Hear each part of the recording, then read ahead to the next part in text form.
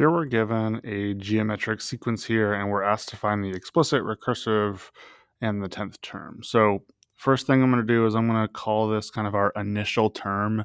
And so when I deal with geometric sequences, I want to more so start with f of 0, because in this case here, when we do geometric sequences, we're raising things to a certain power.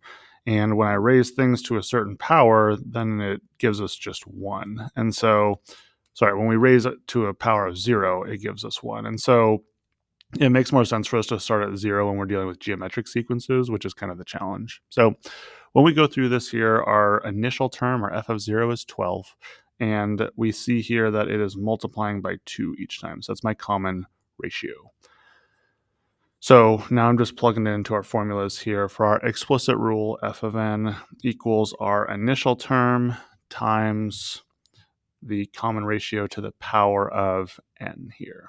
And again, so like if I was looking for, hey, what's my 0th term, or this initial term here, when I plug in 0, 2 to the power of 0 is 1, 1 times 12 is just 12, which again is why we like to use 0 to start.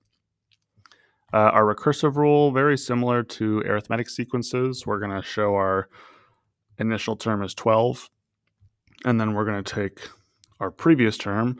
So if we're looking for the 10th term, if I knew the 9th term, or f of n minus 1, and multiplied that by 2, that would give us the term we're looking for.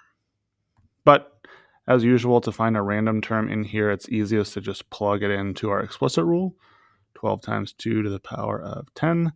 And I'm going to use a calculator for this because I don't like just multiplying by 2 over and over again. And that gives me 12,288 for my 10th term.